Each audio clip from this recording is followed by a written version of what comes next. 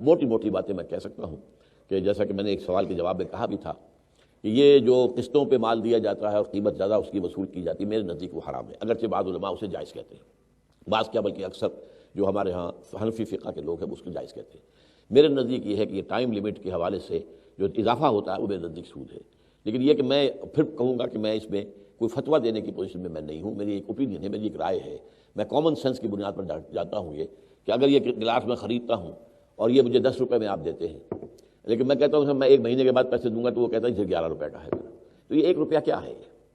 میرے نزدیک تو یہ سود ہے، واللہ عالم۔ اگر میری غلطی ہے تو اللہ سے دعا کیجیے کہ وہ میری غلطی جو ہے اس کی اصلاح فرما دے، لیکن میں کامن سینس جو ہے اس کو یہاں پہ اپلائی کر رہا ہوں۔ ہاں کوئی اور چیز ایسی ہے جیسے مکان آپ بیچ رہے ہیں، اب یہ کوئی ایک اسٹینڈرڈ چیز نہیں ہے کہ بازار میں یہ گلاس تو بازار میں مل رہا ہے بھائی، یہ آپ دے رہے ہیں 10 روپے کا دے رہے ہیں نقد،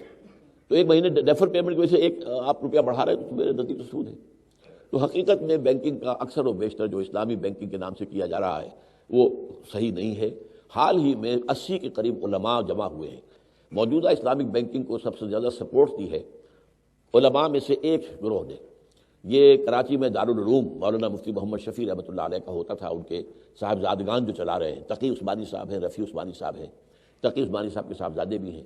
تو یہ حضرات جو ہیں ان بینکوں کے لیے کچھ فتوے ان کے ہیں کہ یہ چیزیں جائز ہیں، اس طریقے سے جائز ہیں، یہ جائز نہیں ہے، یہ جائز ہے، اس طرح کی تفصیلی ہے ان کی رائے۔ لیکن وہ 80 علماء جو ہیں دیوبندی سارے کے سارے اسی یہ جیسے یہ دیوبندی ہیں وہ بھی دیوبندی ہیں، ان کا کہ نہیں یہ سب باتیں بھی غلط ہیں۔ اب یہ علماء کے مابین اختلاف ہے، تو اب میں اس میں کوئی حکم نہیں بن سکتا، فیصلہ نہیں کر سکتا۔ آپ اس میں جو ہے اپنی ریسرچ اور لوگوں سے کر کے پھر جو رائے قائم کریں۔ میزان بینک والے میرے پاس آئے تھے، انہوں نے کہا ہماری کچھ اور بھی شکلیں ہیں، مقصد یہ کہ وہ لیزنگ جو ہے پیور لیزنگ میں انویسٹمنٹ نہ ہو۔ لیزنگ یہ ہے کہ آپ نے کار ایک خرید لی ہے بینک نے اور آپ نے جا کر اس کو کرائے پر لے لی ہے، آپ 10,000 15,000 روپیہ ماہانہ اس کا کرایہ دے رہے ہیں، لیکن وہ کار آپ کی نہیں ہے، آپ جب چاہیں گے یہ معاہدہ ختم ہو جائے گا، اس وقت تک کا کرایہ دے دیجئے اور باقی کار واپس کر دیجیے۔ میں نے کہا یہ جائز ہے، کرایہ جو ہے وہ جائز ہے، مکان کا کرایہ جائز ہے، اور کسی چیز کا کرایہ جائز ہو سکتا ہے، انسان کا کرایہ جائز ہے۔ یہ انسان جو کرتا ہے محنت مزدوری کر رہا ہے کوئی، یہ گویا کہ کرایے پر ہی آپ نے اس کی محنت لی ہے نا، شام تک کام کرو گے، ویکینڈ ہو گے یا کوئی تصریح چلاؤ گے، اتنے پیسے مل جائیں گے۔ تو یہ جو ہے در حقیقت یہ بھی ایک انسانی قوتوں کا کرایہ پر لینا ہے، مکان کا کرایہ پر لینا ہے، اسی طریقے سے کار آپ کرایہ پر دیں، مجھے کوئی اعتراض نہیں ہے، ٹھیک ہے۔ لیکن اگر اس میں لیزنگ کا معاملہ ہو جائے کہ اتنی زیادہ قیمت ہم کر دیں گے تو پھر اتنے عرصے کے بعد وہ کار آپ کی ہو جائے گی، پھر وہ سود ہو جائے گا۔ پیور لیزنگ میرے نزدیک کوئی حرام نہیں ہے، لیکن جب میں نے ان سے معلوم کیا کہ آپ کی جو انویسٹمنٹ ہے، جو اصل جو ہے فائنینسنگ، وہ کس بنیاد پر، وہ معلوم وہ تو بیع مرابحہ پر ہے،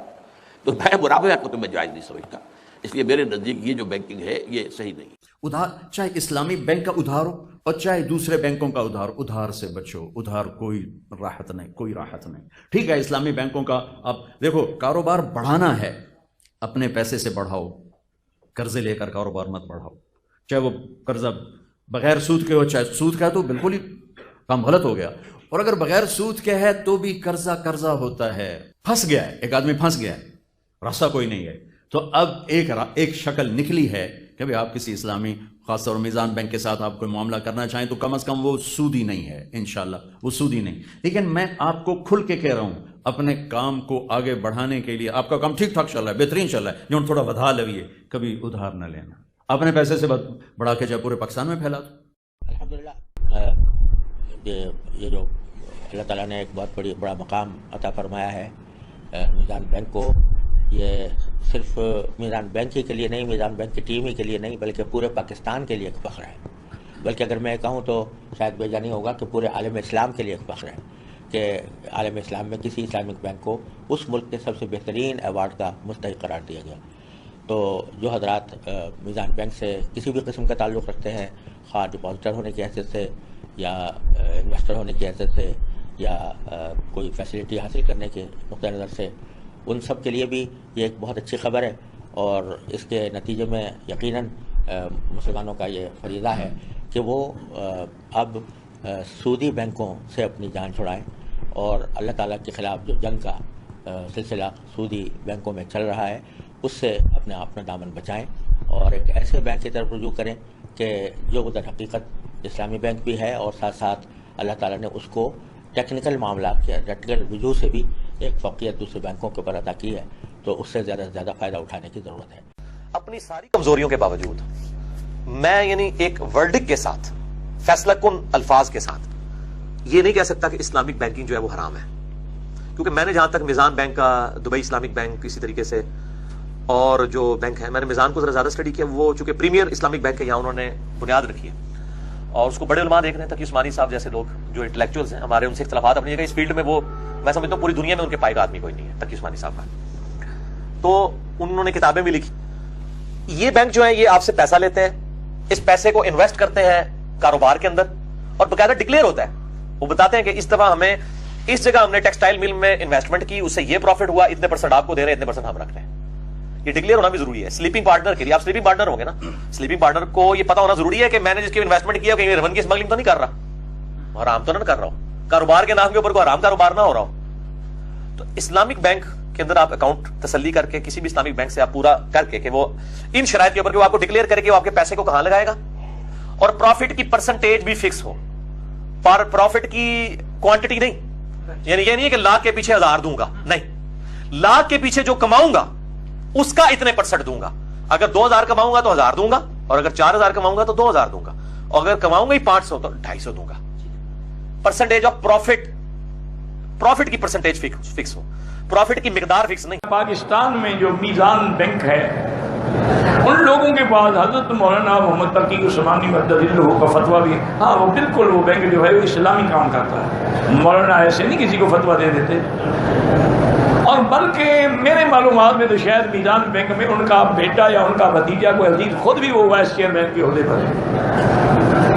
بہرحال وہ بینک جو ہے وہ مزاربت، مشارکت اور مرابحت اسلامی طریقوں پہ کام کرتے ہیں، ان کو آپ بالکل سیونگ اکاؤنٹ میں دیں، جس اکاؤنٹ میں دیں، بالکل ٹھیک ہے. اس لیے جائز ہے